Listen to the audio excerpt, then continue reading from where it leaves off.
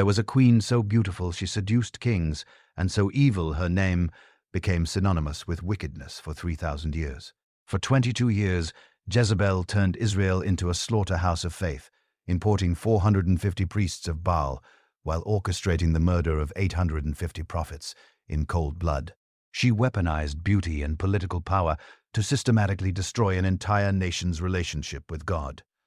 But here's what will shock you about this royal monster. Her downfall wasn't orchestrated by armies. It was prophesied by a man she thought she had silenced forever. This woman was an absolute demon in royal robes. But before you judge this monster completely, let's see how this story truly began.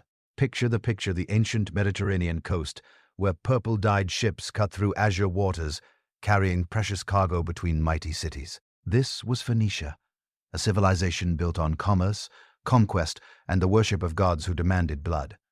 The Phoenician cities of Tyre and Sidon rose from the Mediterranean shores like jeweled crowns. These weren't just trading posts. They were centers of power that controlled sea routes stretching from Egypt to Spain. Phoenician merchants didn't just trade goods. They traded influence, culture, and religion. Their ships carried more than purple cloth and precious metals. They carried the worship of Baal. Imagine walking through a Phoenician temple, the air thick with incense and the metallic scent of blood. Stone and wooden idols lined the walls, their eyes seeming to follow visitors through the shadows. These weren't gentle household gods. Baal controlled storms and fertility. Life and death hung in his hands. Ate represented love twisted with warfare. Passion merged with violence. Daily rituals fed these hungry deities. Priests chanted. Animals died. Blood flowed. In this world of divine brutality and political ambition, one priest watched and waited. Edbaal served in Baal's temple in Tyre. But service wasn't enough. Picture him moving through the temple corridors, his priestly robes concealing the heart of a predator. He studied the current king, cataloging every weakness, every moment of vulnerability. Other priests saw religious duty. Atbal saw opportunity. 1 Kings 16:31 records the stark truth. And it came to pass, as if it had been a trivial thing for him to walk in the sins of Jeroboam, the son of Nebat, that he took his wife Jezebel, the daughter of Ethbaal, king of the Sidonians. King of the Sidonians. Read that again. Etbaal didn't inherit his throne. He took it. The conspiracy unfolded in whispered conversations and midnight meetings. Etbaal gathered allies among fellow priests who craved power beyond temple walls, palace guards who could be bought, court officials who saw which way the wind was blowing. This wasn't a moment of passion. This was calculated murder planned in the shadow of pagan altars. Think about that. Banquet, the king relaxed among trusted friends. Wine flowing, laughter echoing through the palace halls. He had no idea that his most trusted priest had become his executioner. When the poisoned dagger found its mark, it wasn't just rakeside. It was a blood offering to Baal, sealing Etbaal's pact with the forces of darkness. Etbaal seized the throne immediately. No succession crisis, no civil war, just swift, brutal efficiency. The priest had become king, and the kingdom became an altar. He didn't just maintain the existing temples, he expanded them. New altars rose throughout the land. More priests gained influence in his court. The worship of Baal intensified under his rule, like fire fed with oil. Into this world of ritual violence and political murder, Jezebel was born. Picture the royal palace in Sidon, where baby Jezebel drew her first breath, the walls decorated with images of Baal and Astarte, incense burning constantly, priests moving through the corridors like shadows, their robes rustling with dark purpose. This princess didn't grow up with lullabies. She grew up with chants to bloodthirsty gods. From the moment she could walk, Jezebel watched animal sacrifices as casually as other children watched butterflies. The sight of blood on altar stones was as normal to her as sunlight. Her tutors didn't just teach her to read and write. They indoctrinated her in Phoenician theology. Baal controlled the destiny of nations. Astarte blessed those who pleased her with victory in love and war. The gods demanded absolute devotion, and they rewarded it with absolute power. Etbaal recognized something dangerous in his daughter's intelligence. She absorbed political lessons by watching his court sessions, understanding how power flowed through carefully orchestrated negotiations. She learned trade secrets, shipping routes, commercial agreements, the intricate web of relationships that kept Phoenician wealth flowing. Most importantly, she learned to interpret omens and dreams, to speak with the authority of divine revelation. Think about what this meant. Jezebel didn't just believe in Bel's power, she believed she could channel it. She saw herself as his earthly representative, equipped to bend nations to her will through beauty, intelligence, and spiritual authority. The royal family's religious life was a constant festival of paganism. They participated in ritual dances where worshippers moved to hypnotic rhythms, their bodies swaying in ecstatic worship. They offered expensive gifts to temple idols, pouring wine and oil over carved stone faces. These weren't weekly religious obligations. They were daily demonstrations of devotion to gods who promised earthly dominance in exchange for spiritual submission. As Jezebel grew older, she began participating directly in temple rituals alongside the priests. Her father watched with approval as she learned the sacred mysteries, the secret knowledge that separated rulers from subjects. She was being prepared for something beyond ordinary royal marriage. Edbar was crafting a weapon, beautiful, intelligent, and absolutely committed to the supremacy of Baal. Picture this: princess in her teenage years moving through the palace with the confidence of someone who believed the gods had destined her for greatness. She had watched her father seize a throne through violence and seen him rewarded with prosperity. She had learned that the strong take what they want and the weak serve the strong. Most dangerously, she had learned that religious authority could justify any action, no matter how brutal. Her father prepared her for future negotiations, teaching her to use beauty and intelligence as weapons in political warfare. But this wasn't just diplomatic training. This was preparation for conquest. Jezebel was being shaped into an agent of Phoenician religion, ready to carry Baal's worship wherever marriage or politics might take her. The stage was set. The weapon was forged. All that remained was finding the right target. Her father prepared her to use beauty and intelligence in future negotiations.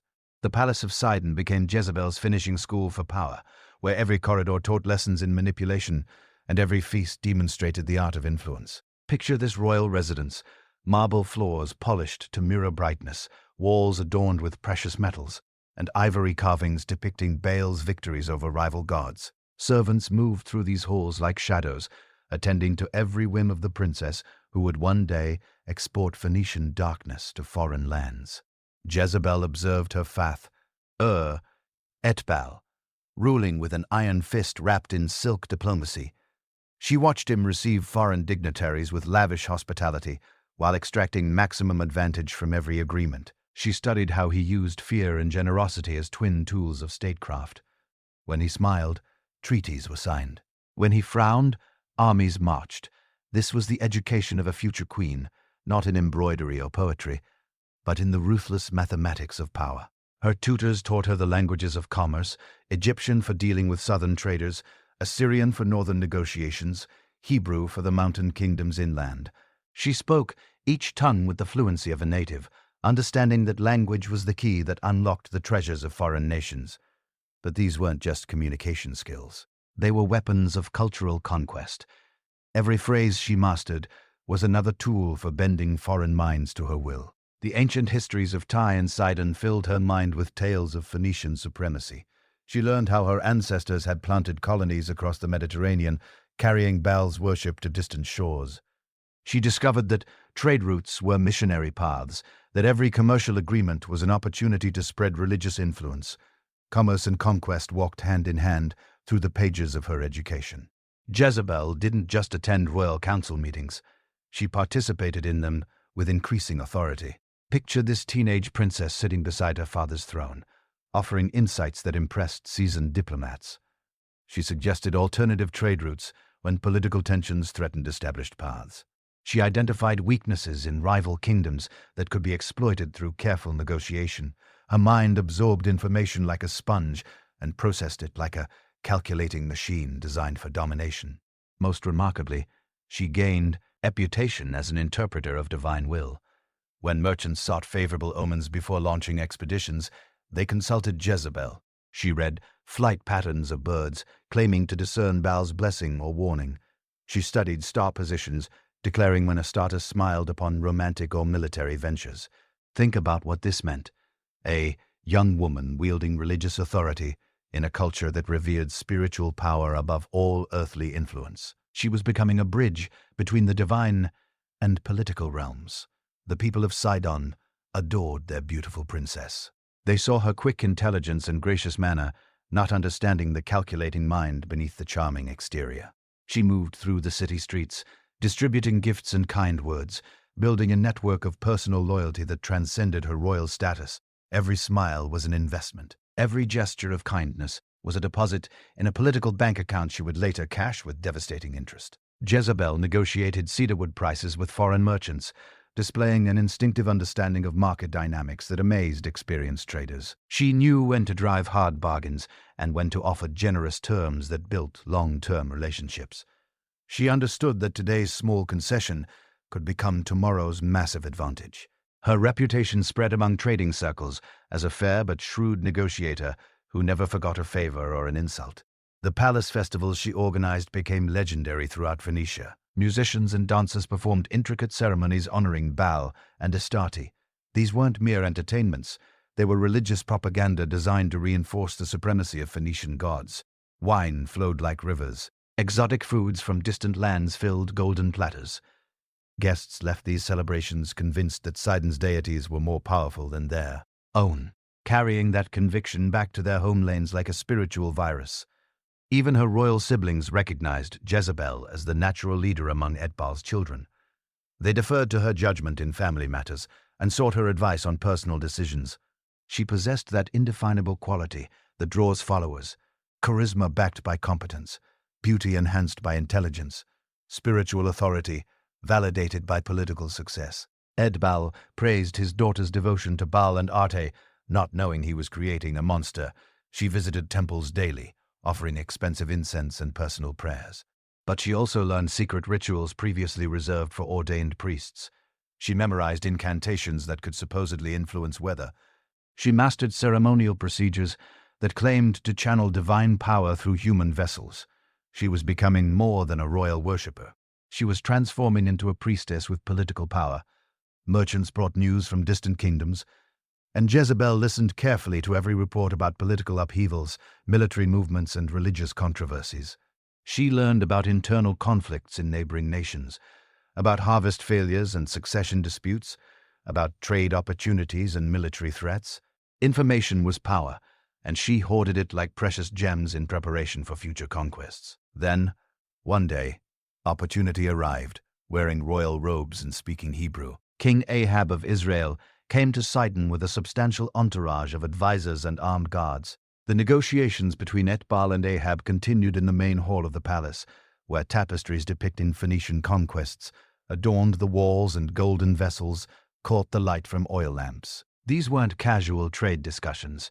They were the careful dance of two kingdoms probing each other's strengths and needs. Picture the scene. Ahab sat across from Etbal at a table laden with the finest foods Sidon could offer. Dates stuffed with almonds, wine aged in cedar casks, bread baked with honey and spices from distant lands. But the real feast was information, and both kings consumed it hungrily. They agreed to exchange Israel's abundant grain harvests for Phoenicia's prized wines and olive oils. The mathematics of mutual prosperity played out in careful calculations. Ahab explained that Israel's fertile valleys produced grain surpluses that could feed Phoenician cities and trading fleets. The Jordan River Valley yielded wheat and barley in quantities that exceeded domestic needs. Etbal listened with the attention of a merchant who recognized opportunity when it presented itself. Phoenician ships could carry Israeli grain to hungry markets across the Mediterranean, generating profits for both kingdoms. But Etbal had larger concerns than grain shipments. He spoke carefully about the need for strong alliances against common enemies. The Assyrians threatened from the north with their iron weapons and ruthless military efficiency. Syrian armies raided border territories. Egyptian influence still reached into Canaan through political manipulation and military pressure. Neither kingdom could stand alone against such threats. Jezebel listened to every word from her position beside her father's throne. She watched Ahab's facial expressions, noting when his eyes brightened with interest and when they clouded with concern. She studied his advisors, cataloging which ones leaned forward during discussions of military alliance and which ones shifted uncomfortably when religious differences were mentioned. This was intelligence gathering disguised as royal etiquette. Then, Edbal dropped his bombshell with the casual precision of a master strategist. He proposed marriage between Jezebel and Ahab to seal an eternal alliance between their kingdoms. The words fell into the hall like stones into still water, sending ripples of shock through both royal entourages. Ahab's surprise was visible. His cup paused halfway to his lips. His eyes widened slightly before he recovered his diplomatic composure. Think about what this meant. Marriage wasn't romance in royal circles. It was politics written in wedding contracts. Edbal was offering his daughter as a human bridge between two kingdoms, a living treaty that couldn't be broken by changing political winds. Jezebel would become both queen and ambassador, carrying Phoenician interests into the heart of Israel. Jezebel smiled when she heard her father's proposal. Not the shy smile of a maiden surprised by matrimonial arrangements, but the satisfied smile of someone whose deepest ambitions had just received royal endorsement. She had been prepared for this moment through years of education and observation. Now the moment had arrived. Ahab requested time to deliberate with his advisors, a reasonable response that demonstrated diplomatic wisdom. Behind closed doors, the Israeli delegation debated furiously. Some advisors focused on economic benefits, calculating the wealth that would flow from Phoenician trade partnerships, cedar wood for construction projects, purple dye for royal garments, access to Mediterranean shipping routes that could make Israel a commercial hub. Other advisors raised concerns about religious differences. Israel worshipped the God of Abraham, Isaac, and Jacob. Phoenicia served Baal and Astarte with rituals that included practices forbidden by Israeli law. How could these conflicting religious systems coexist in a royal marriage? Would Jezebel demand temples for her gods in Israeli cities? But Ahab had already made his decision. The alliance promised too many advantages to sacrifice on the altar of religious purity, economic prosperity, military security, political influence that could elevate Israel among Mediterranean powers. He decided the benefits outweighed the risks. The next day, Ahab accepted the marriage proposal. Edbal announced the decision to his entire court with theatrical joy, but his satisfaction ran deeper than performance. He had just secured a pathway for Phoenician influence into Israeli territory through the most intimate possible connection: royal marriage. Jezebel was formally presented to Ahab as his future wife in ceremonies that mixed diplomatic protocol with religious blessing. They walked through the palace gardens where exotic flowers bloomed in carefully maintained beds, and fountains provided musical accompaniment to their private conversation. In those garden pathways, Jezebel revealed her true intentions with startling boldness. She expressed her desire to co-rule Israel alongside Ahab, not merely serve as a decorative royal consort. She spoke about bringing Phoenician altars to Israeli territory, establishing worship centers for Baal and Astarte in the heart of the Promised Land. These weren't requests. They were requirements disguised as suggestions. Ahab listened with growing fascination to Jezebel's ideas about shared power and religious expansion. She promised to bring not just political alliance but spiritual protection from her powerful gods. Baal would ensure abundant rains for Israeli crops. Astarte would bless their marriage with fertility and their armies with victory. The gods who had made Phoenicia prosperous could do the same for Israel. Most remarkably, Ahab agreed to permit Phoenician worship in Samaria after their marriage. The decision sealed more than a political alliance. It opened the door for spiritual conquest that would poison Israel for generations. They planned the wedding ceremony details during their private garden converse. Asians, mixing Israeli traditions with Phoenician rituals in a union that would horrify the faithful and delight the enemies of God. Ahab's caravan prepared for the return journey to Israel with their precious and dangerous cargo. Picture the preparations. Dozens of servants loading wagons with wedding gifts, diplomatic treasures, and the personal belongings that would establish Jezebel's household in a foreign land. She brought loyal Phoenician servants who would serve as her eyes and ears in Israeli territory. These weren't just domestic workers. They were cultural missionaries trained to advance Phoenician interests through daily service. Jezebel's treasure chests contained more than gold and jewels. Hidden among legitimate wedding gifts were small idols of Baal and Arte, ritual implements for pagan worship, and sacred scrolls containing Phoenician religious instructions. She was smuggling an entire religious system into Israel, disguised as royal dowry. The journey from Sidon to Samaria followed coastal roads that wound through Phoenician villages and trading posts. For several days, Jezebel traveled through familiar territory where people spoke her language and worshipped her gods. But with each mile southward, the landscape changed. Phoenician settlements gave way to Hebrew communities. Palm trees yielded to olive groves. The Mediterranean's influence faded as they approached the hill country of central Israel. Ahab entertained Jezebel during the long travel days with stories of Samaria's grandeur. He described the palace he was building, the fertile valleys that produced abundant harvests, the strategic location that controlled trade routes between Egypt and Damascus. He painted pictures of prosperity and power that matched Jezebel's ambitions perfectly. When they crossed the border into Israeli territory, armed guards surrounded the royal caravan. These weren't just ceremonial escorts. They were protection against bandits and political enemies who might target the foreign bride. Word of Ahab's controversial marriage had spread ahead of their arrival, generating excitement and opposition in equal measure. Samaria's population gathered in the streets when the royal caravan appeared on the horizon. Picture the crowd, thousands of people pressing forward to see their king's new wife. Children climbed trees for better views. Merchants abandoned their stalls. Farmers left their fields. The entire city buzzed with curiosity about the Phoenician princess who would become their queen. Ahab formally presented Jezebel to his people as his wife and Israel's new queen. The crowd applauded politely, but undercurrents of concern rippled through the assembly. Some whispered about the foreign woman who would influence their king. Others wondered what religious changes she might bring. A few voices expressed outright opposition to the marriage that violated Israel's religious traditions. Then a figure emerged from the crowd that would haunt Jezebel's dreams for years to come. Elijah the prophet appeared with the authority of divine commission burning in his eyes. First, Kings 17:1 records his fearless confrontation. And Elijah the Tishbite, who was of the inhabitants of Gilead, said unto Ahab, As the Lord God of Israel liveth, before whom I stand, there shall not be dew nor rain these years, but according to my word, there shall not be dew nor rain. Read those words again.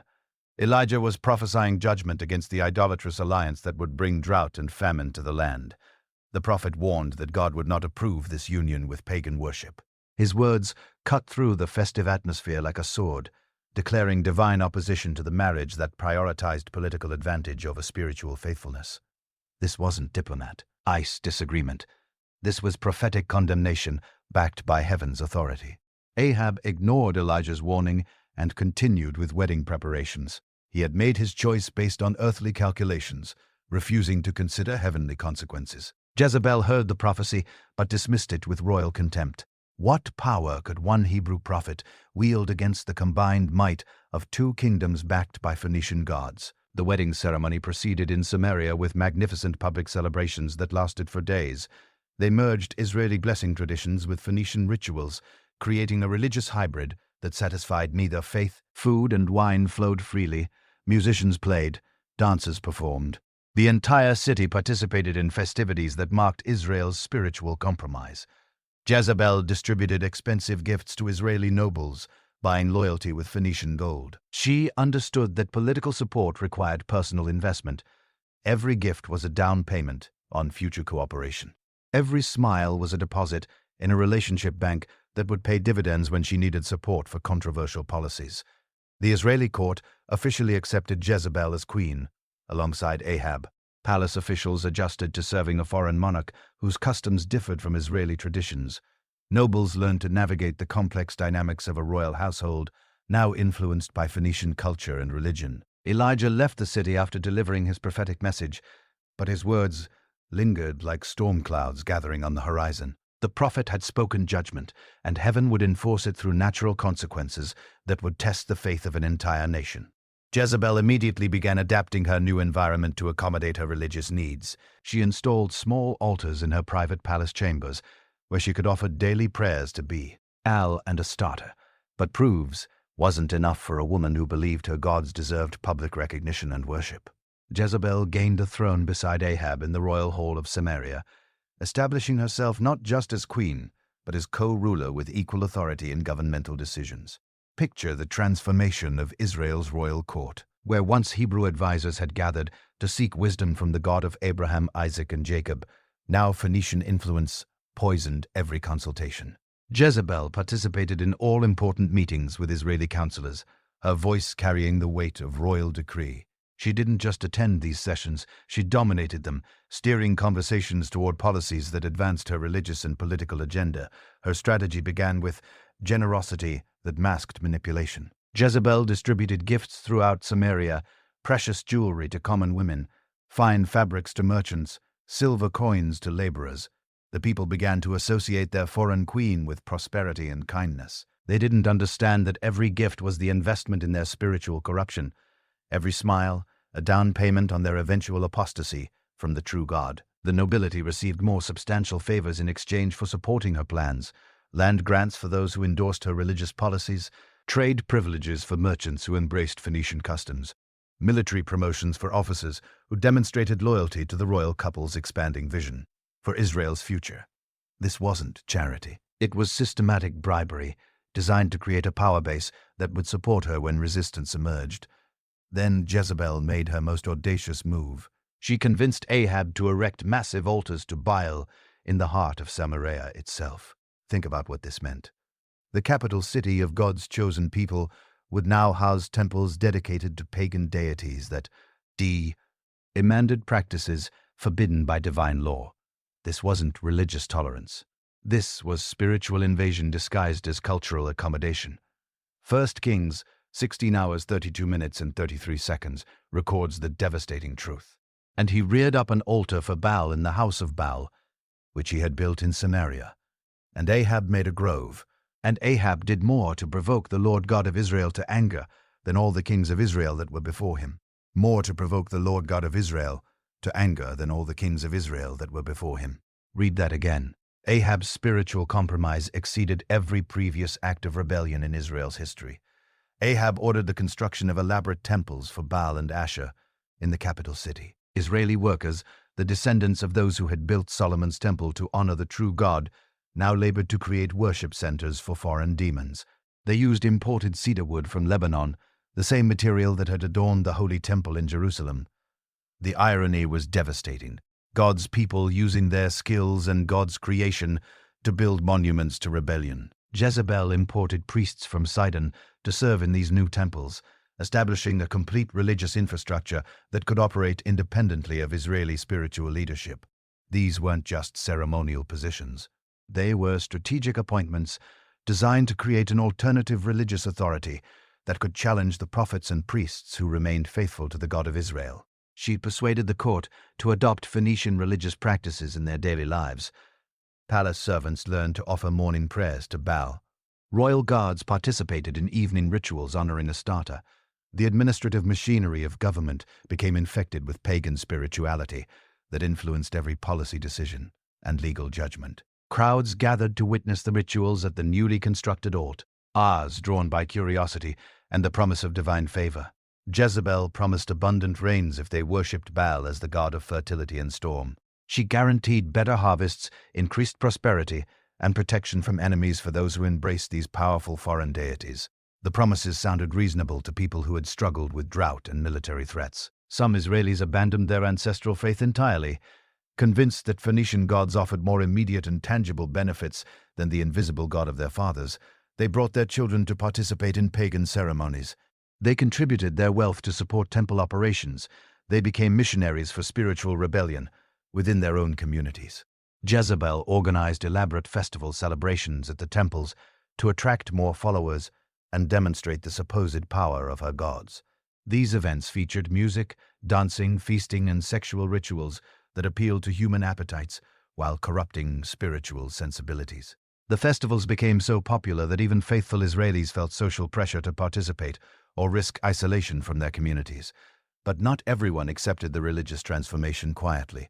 Prophets of God began speaking boldly against the pagan altars in Samaria, declaring divine judgment on the apostasy that was consuming the nation. These brave men proclaimed that Israel's covenant God would not tolerate competition from foreign demons, that the altars represented rebellion that demanded heavenly punishment. 1 Kings 18:4 reveals Jezebel's response to prophetic opposition. For it was so when Jezebel cut off the prophets of the Lord that Obadiah took 100 prophets and hid them by 50 in a cave and fed them with bread and water. Jezebel cut off the prophets of the Lord. She ordered systematic persecution of God's messengers, hunting them do, when like criminals and executing them for the crime of spiritual faithfulness. Ahab permitted Jezebel to control religious affairs throughout the kingdom, effectively abdicating his responsibility as Israel's spiritual leader. The king who should have protected divine worship instead authorized its destruction. The monarch who should have defended God's prophets instead enabled their murder. The economic benefits of the Phoenician alliance initially masked the spiritual costs. Trade with Sidon and Tyre increased dramatically, bringing wealth that seemed to validate the controversial marriage. Merchants prospered, royal treasuries filled, construction projects multiplied. The kingdom appeared to thrive under policies that prioritized commercial success over spiritual integrity.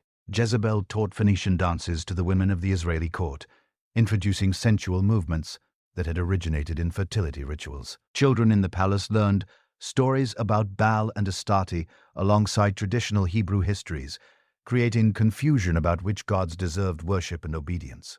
Nobles competed fiercely for Jezebel's favor, understanding that royal approval translated into political advancement and economic opportunity. The court became a marketplace where spiritual compromise purchased earthly rewards.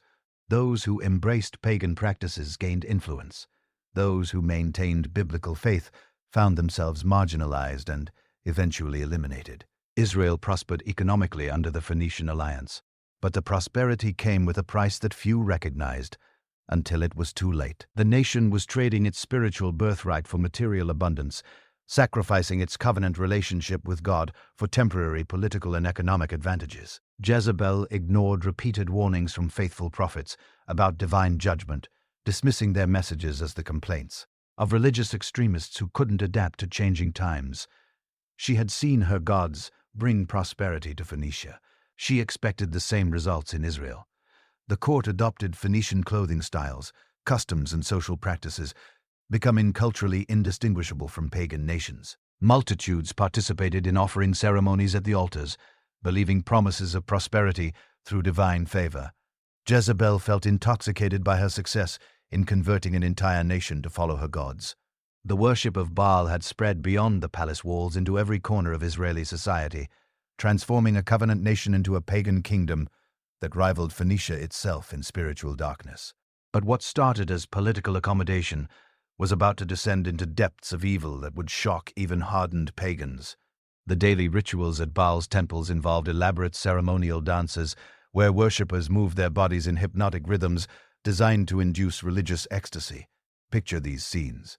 Hundreds of people swaying to drum beats that echoed through Samaria's streets, their movements becoming increasingly frenzied as they sought to please their demanding deity. Incense burned constantly on the altars, filling the air with sweet smoke that masked the metallic scent of blood from animal sacrifices.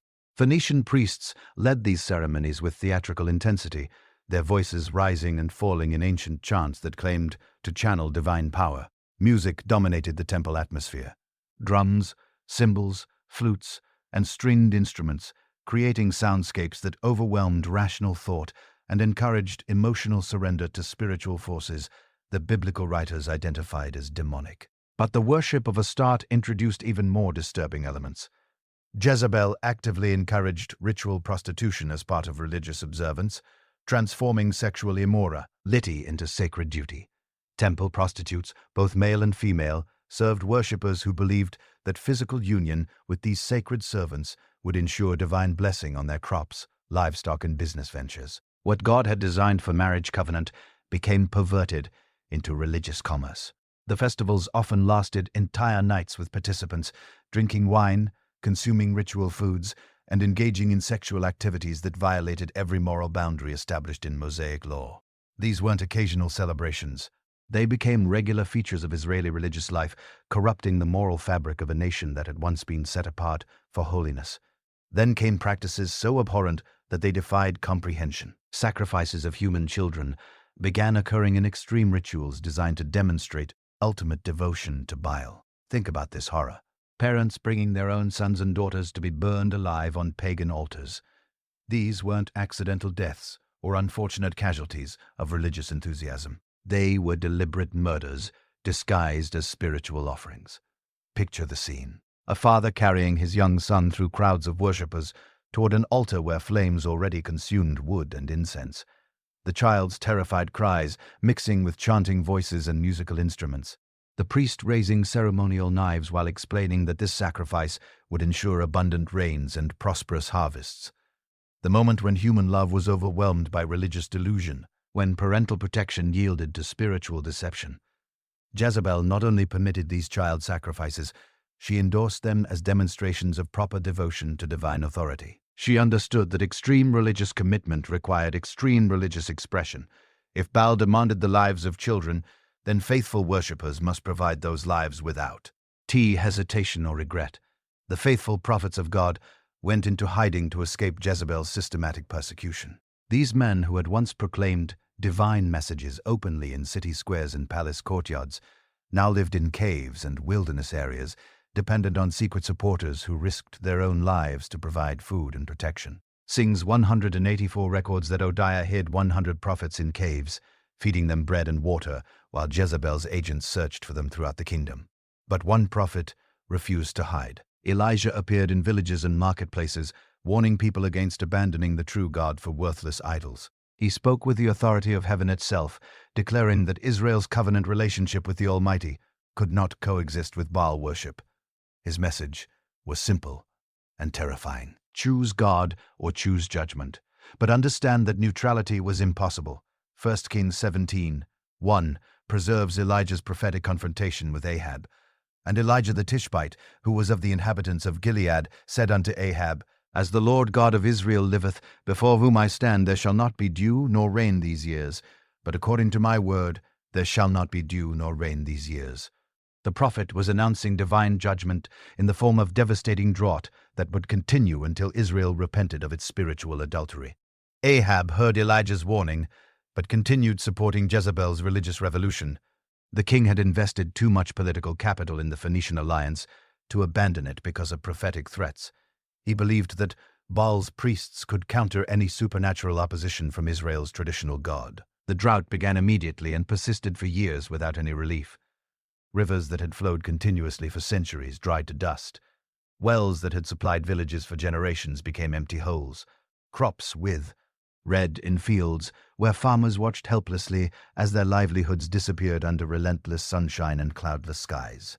Picture the landscape transformation. Green valleys turned brown, then gray, then the color of ash.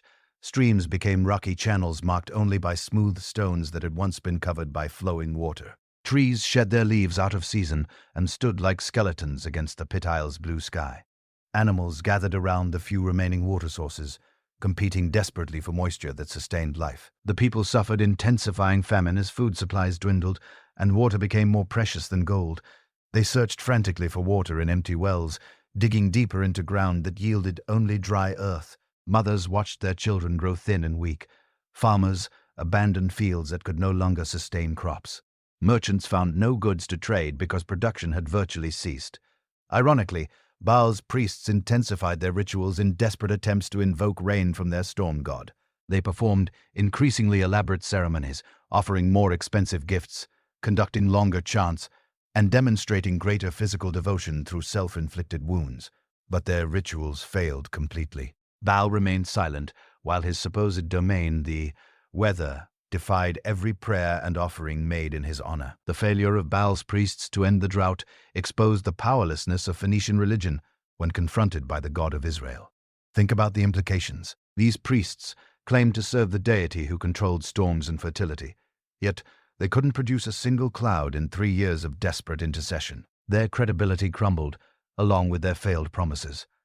Jezebel refused to acknowledge that the drought might represent divine judgment on her religious policies. Instead, she blamed God's prophets for the catastrophe, claiming that their opposition to Baal had angered the storm god and caused him to withhold rain. She intensified her persecution of faithful Israelis, executing more prophets and hunting down anyone who suggested that the drought was punishment for apostasy. Meanwhile, God protected Elijah supernaturally during the years of famine. 1 Kings 17:2-6 records the remarkable provision. And the word of the Lord came unto him, saying, Get thee hence, and turn thee eastward, and hide thyself by the brook Cherith, that is before Jordan. And it shall be that thou shalt drink of the brook, and I have commanded the ravens to feed thee there. Ravens brought him bread and meat twice daily, while he drank from a stream that continued flowing despite the national drought. Ahab sent servants throughout neighboring countries, searching for the prophet who had pronounced judgment on Israel. The king understood that Elijah held the key to ending the catastrophe, but he wanted to capture and silence the prophet, rather than repent of the sins that had triggered divine wrath. As the drought intensified, even committed Baal worshippers began questioning the effectiveness of their imported religion. If these gods truly controlled weather and fertility, why couldn't they end a disaster that was destroying their supposed domain? Seeds of doubt began growing in minds that had been seduced by promises of prosperity through pagan worship. After 3 years of devastating drought, God commanded Elijah to confront Ahab again and propose a test that would settle the religious controversy definitively. The prophet planned a divine confrontation on Mount Carmel, where the power of Israel's God would be demonstrated publicly against the combined forces of Phoenician paganism. News of Elijah's challenge spread throughout the kingdom like wildfire. Everyone understood that this would be more than a religious debate. It would be a supernatural contest where the true God would reveal himself through unmistakable divine intervention. Jezebel prepared her prophets for the Mount Carmel confrontation.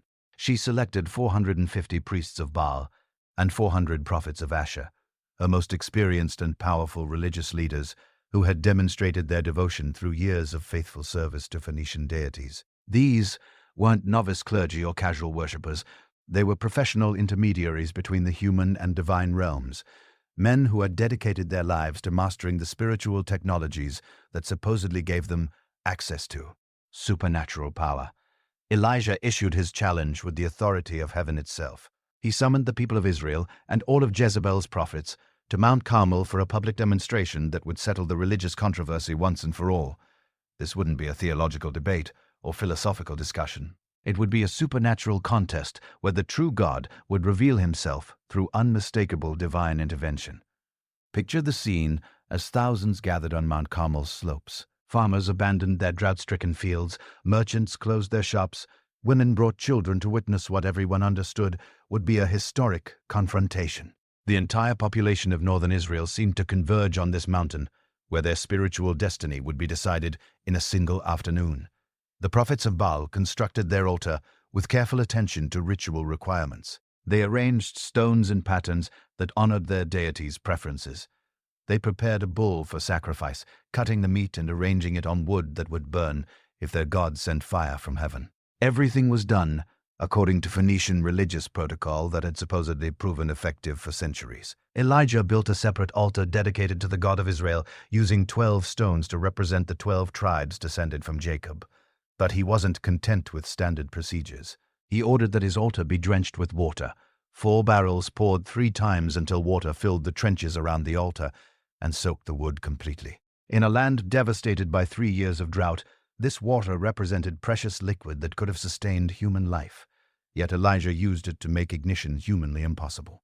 1 Kings 18:26 records what happened when Baal's prophets began their intercession, and they took the bullock which was given them, and they dressed it, and called on the name of Baal from morning even until noon, saying, O Baal, hear us.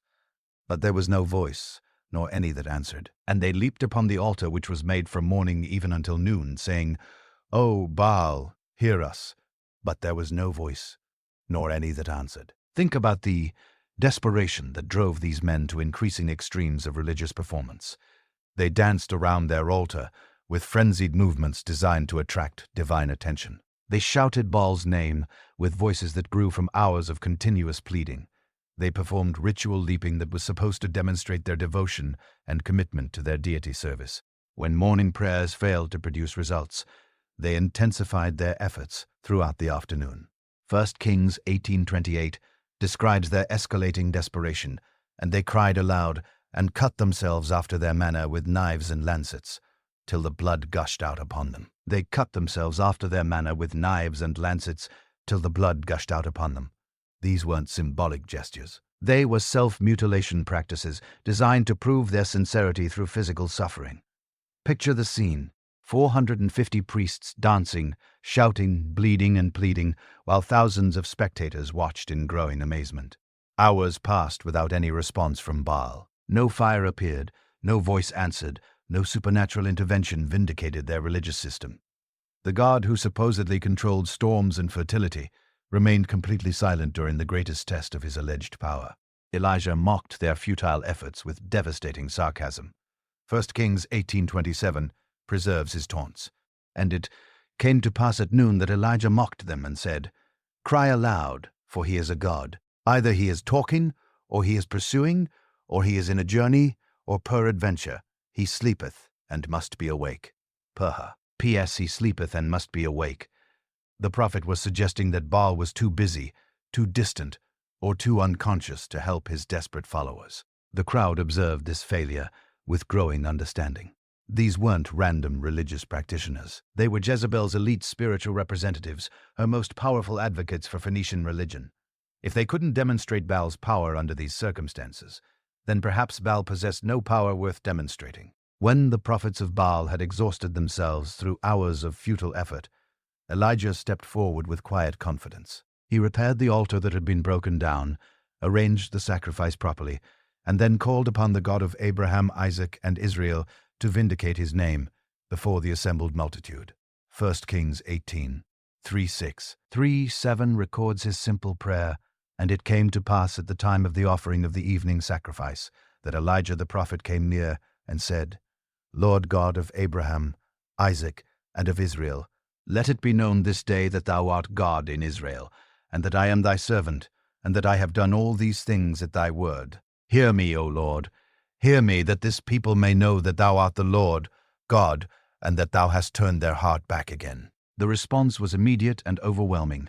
Fire fell from heaven and consumed not only the sacrifice, but the wood, stones, dust, and water around the altar. The supernatural fire was so intense that it vaporized materials that normal flames couldn't affect. This wasn't gradual ignition.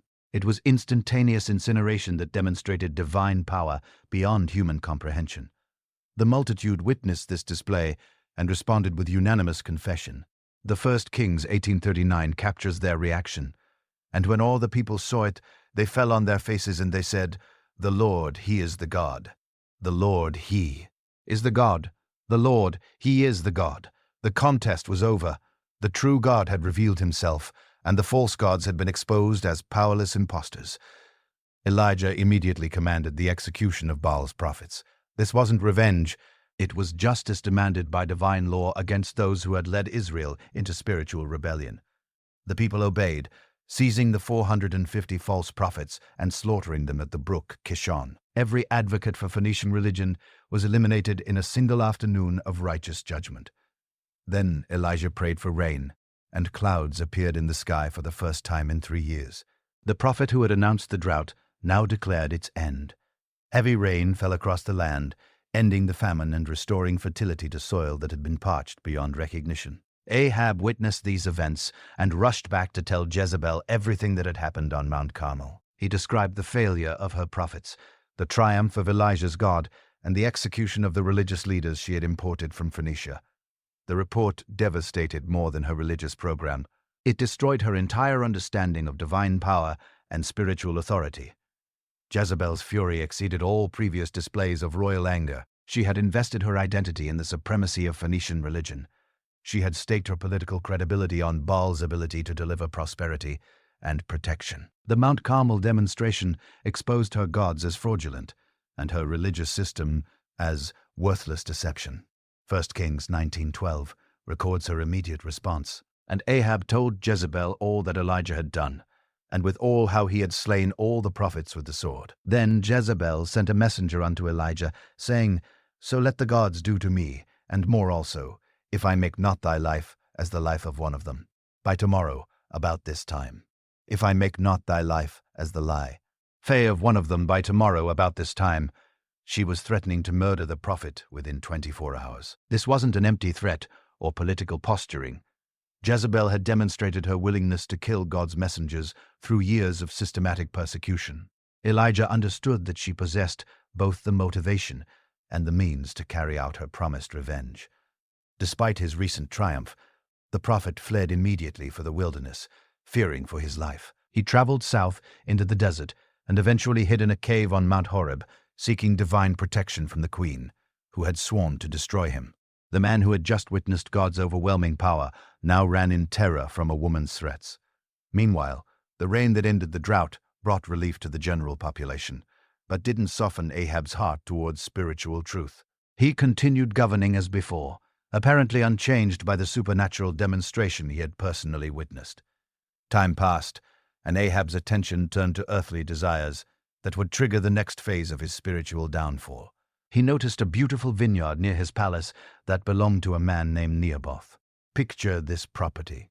Rows of carefully tended grapevines producing the finest fruit in the region, located so close to the royal residence that Ahab could see it from his palace windows. The vineyard represented generations of family labor passed down from father to son as a sacred inheritance that connected Naboth to his ancestors and to the land God had given to Israel. 1 Kings 21, 2-3 records Ahab's approach to Naboth. And Ahab spake unto Naboth, saying, Give me thy vineyard, that I may have it for a garden of herbs, because it is near unto my house, and I will give thee for it a better vineyard than it. Or if it seem good to thee, I will give thee the worth of it in money. And Naboth said to Ahab, The Lord forbid me that I should give the inheritance of my fathers unto thee. The Lord forbided me that I should give the inheritance of my fathers unto thee. Naboth's refusal wasn't stubbornness or disrespect. It was obedience to divine law that prohibited selling family land permanently. Leviticus 25:23 established the principle, The land shall not be sold forever, for the land is mine. For ye are strangers and sojourners with me. The vineyard belonged to God, who had granted it to Naboth's family as their portion in the promised land. Selling it would violate sacred trust and abandon his children's rightful inheritance. But Ahab couldn't accept this refusal. 1 Kings 21:4 describes his response, And Ahab came into his house heavy and displeased, because of the word which Naboth the Jezreelite had spoken to him. For he had said, I will not give thee the inheritance of my fathers. And he laid him down upon his bed, and turned away his face, and would eat no bread. So he laid him down upon his bed, and turned away his face, and would eat no bread. The king of Israel was sulking like a spoiled child who couldn't have his favorite toy. Think about this scene. The monarch who commanded armies and controlled national resources was lying on his bed pouting because one citizen refused to sell his family property. Ahab had wealth, power, and authority over an entire kingdom, yet he was devastated by this single rejection of his desires. Jezebel found her husband in this pathetic condition and demanded an explanation. When Ahab described Naboth's refusal to sell the vineyard, she responded with contempt for his weakness and confidence in her ability to solve the problem through methods he apparently lacked the stomach to employ. Art thou now governing Israel? She asked mockingly. The question revealed her true opinion of Ahab's leadership capabilities and her own willingness to exercise royal power more ruthlessly than he dared. She promised to obtain the vineyard for him through techniques that wouldn't require Naboth's cooperation or consent. Jezebel devised a conspiracy that demonstrated her mastery of political manipulation and judicial corruption. She wrote official letters in Ahab's name, using his royal seal to authenticate documents that would appear to come directly from the king himself. These weren't hasty notes. They were carefully crafted legal instruments designed to accomplish murder through legitimate governmental processes. The letters commanded city leaders in Naboth's hometown to proclaim a fast and conduct a public trial where Naboth would be accused of blasphemy against God and treason against the crown. And Kings 21:8-10 preserves the specific instructions. So she wrote letters in Ahab's name, and sealed them with his seal, and sent the letters unto the elders, and to the nobles that were in his city, dwelling with Naboth. And she wrote in the letters, saying, Proclaim a fast, and set Naboth on high among the people, and set 2 men, sons of Baal, before him to bear witness against him, saying, Thou did blaspheme God and the king. 2 men, sons of Baal, were hired to provide false testimony that would result in Naboth's execution. These weren't random witnesses. They were professional liars willing to commit perjury in exchange for payment or royal favor. The plan exploited Israel's legal requirement for 2 witnesses to establish guilt in capital cases, using legitimate judicial procedures to accomplish illegitimate purposes. The city leaders received these letters and obeyed without question, demonstrating how thoroughly royal authority could corrupt local governance when exercised by those who prioritized power over justice. They proclaimed the fast, assembled the population, and conducted the trial exactly as Jezebel had commanded. Picture the scene in Naboth's city. Citizens gathered expecting a day of religious observance and community prayer. Instead, they witnessed a show trial where their respected neighbor was accused of crimes that demanded death penalties. The two false witnesses delivered their rehearsed accusations with convincing detail, claiming they had heard Naboth curse God and speak treason against King Ahab. The crowd believed these fabricated testimonies and responded with righteous anger against what they perceived as genuine blasphemy and sedition. They dragged Naboth outside the city walls and stoned him to death, believing they were executing divine justice when they were actually committing judicial murder orchestrated by their queen. Messengers immediately reported Naboth's death to Jezebel, who received the news with cold satisfaction. Her plan had succeeded perfectly. The obstacle to Ahab's desires had been eliminated through legal processes that left no trace of royal complicity. She told her husband to take possession of the vineyard, since its owner was now dead and couldn't protest the confiscation. Ahab went to the vineyard and claimed it as royal property, walking among the grapevines that had cost an innocent man his life. He should have felt guilt or remorse, but instead he felt satisfaction at finally obtaining the property he had coveted. The vineyard that Naboth had died to protect now belonged to the king who had enabled his murder. But God had witnessed this conspiracy and would not allow it to go unpunished. He sent Elijah to confront Ahab in the very vineyard where the king was celebrating his ill-gotten acquisition. 1 Kings 21:17-19 records the divine message. And the word of the Lord came to Elijah the Tishbite, saying, "Arise, go down to meet Ahab, king of Israel, which is in Samaria. Behold, he is in the vineyard of Naboth, whether he has gone down to possess it. And thou shalt speak unto him, saying, Thus saith the Lord, hast thou killed, and also taken possession? And thou shalt speak unto him, saying, Thus saith the Lord, in the place where dogs lick the blood of Naboth, shall dogs lick thy blood, even thine." Elijah found Ahab walking through Naboth's vineyard, inspecting his new property with royal satisfaction. The prophet delivered God's judgment with devastating directness. "Hast thou killed and also taken possession?" The question pierced through all legal pretenses to expose the moral reality. Ahab was a murderer and a thief who had used royal authority to commit crimes that demanded divine retribution. The prophecy was specific and terrifying. Dogs would lick Ahab's blood in the same place where they had licked Naboth's blood. Jezebel would be devoured by dogs near the walls of Jezreel. Their entire dynasty would be eliminated because of the evil they had committed against innocent people and the God they had rejected. 1 Kings 21:24 preserves the complete judgment. And Ahab said to Elijah, "Hast thou found me, O mine enemy?" And he answered, "I have found thee because thou hast sold thyself to work evil in the sight of the Lord.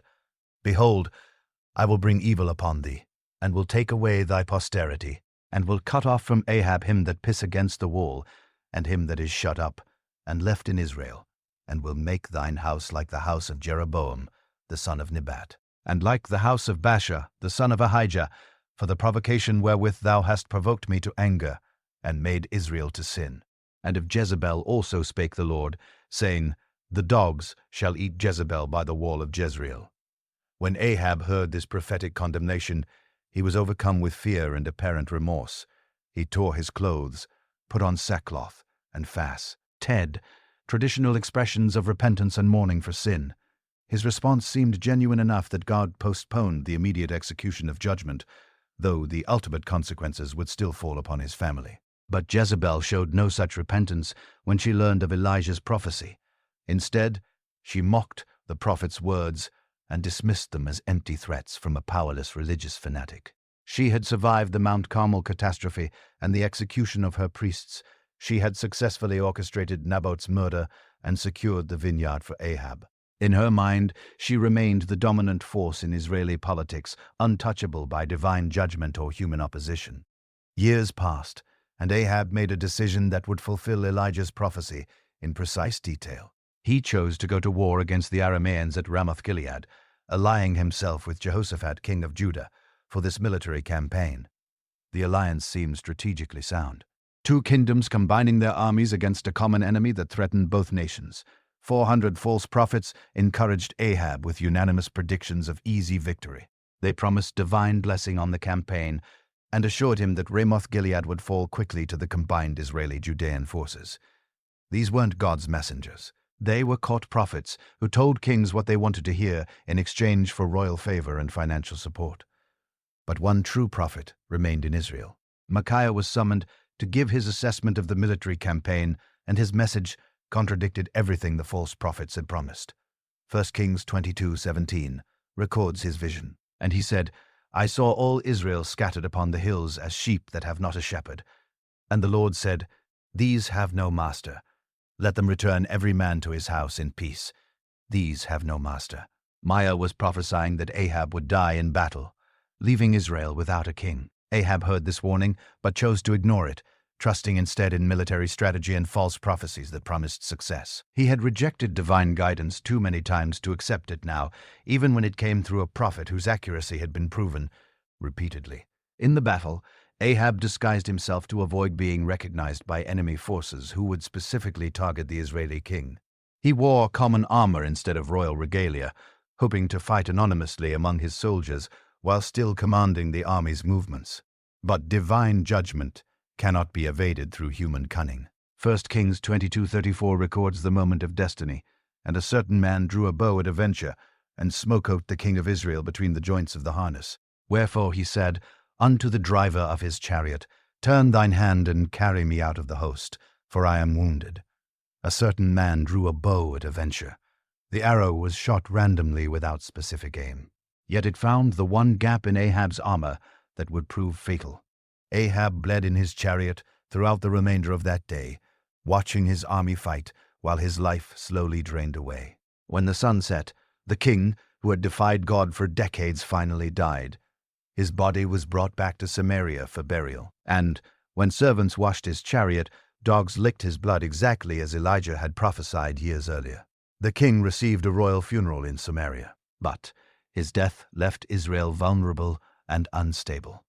Jezebel learned of her husband's death and immediately moved to consolidate her political influence over the succession. She intensified pagan sacrifices at Baal and Asher altars, using religious ceremony to maintain her authority during the transition of power. Ahaziah, Ahab's son, assumed the throne and continued his mother's religious policies without question.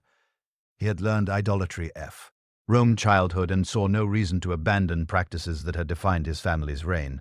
But his rule lasted only 2 years before he fell through a lattice in his palace chamber and suffered injuries that left him bedridden. Instead of seeking healing from the God of Israel, Ahaziah sent messengers to consult Baalabub, the god of Ekron, about his recovery prospects. 2 Kings 1:2 records his faithless decision. And Ahaziah fell down through a lattice in his upper chamber that was in Samaria, and was sick. And he sent messengers and said unto them, Go inquire of Baalbab, the god of Ekron, whether I shall recover of this disease. Elijah intercepted these messengers and prophesied that Ahaziah would die without recovering from his fall. The king died exactly as predicted, leaving the throne to his brother Jehoram, who continued the family's pattern of spiritual compromise while making minor adjustments to his predecessor's policies. Jezebel remained the power behind the throne through these rapid successions. She had outlived her husband and watched one son die from a fall, but her influence over royal policy never wavered. The Queen Mother continued to shape religious practices, political decisions, and court culture with the same iron will that had corrupted Israel for decades. Her network of supporters, accumulated wealth, and intimate knowledge of governmental operations made her virtually untouchable, despite the prophetic warnings that hung over her family. But God's patience with the house of Ahab was finally exhausted. Divine judgment would no longer be delayed by royal repentance or political maneuvering. The instrument of retribution was already being prepared through supernatural intervention that would sweep away every remnant of Jezebel's poisonous legacy. 2 Kings 9:16 records how God initiated the final phase of judgment, and Elisha the prophet called one of the children of the prophets, and said unto him, Gird up thy loins, and take this box of oil in thine hand, and go to Ramoth Gilead. And, when thou comest thither, look out there Jehu, the son of Jehoshaphat, the son of Nimshi, and go in, and make him arise up from among his brethren, and carry him to an inner chamber. Then take the box of oil, and pour it upon his head, and say, Thus saith the Lord, I have anointed thee king over Israel. A young prophet found Jehu among the military officers at Ramoth Gilead, and secretly anointed him as Israel's new king. The anointing wasn't a public ceremony. It was a clandestine commissioning for revolution that would topple the existing dynasty and establish divine justice through human agency. Jehu received explicit instructions to destroy the house of Ahab and execute judgment on Jezebel for her crimes. Against innocent blood, Jehu immediately gathered his loyal military captains and revealed his divine commission. These weren't random soldiers. They were experienced commanders who understood the spiritual corruption that had infected Israel under Ahab's family. They recognized that political change required military action, and they pledged their support for the divinely ordained coup that would cleanse the nation. Picture the scene as Jehu's forces traveled swiftly toward Jezreel, where King Joram was recovering from wounds received in battle against the Syrians. The thundering hooves of horses and chariot wheels announced the approach of men who carried heaven's warrant for execution. This wasn't a leisurely royal procession. It was urgent movement toward a divine appointment with justice. Watchmen on Jezreel's walls spotted the approaching company and alerted King Joram. The king sent messengers to determine whether Jehu came in peace or war, but those messengers never returned. The Kings 9-18-19 records what happened.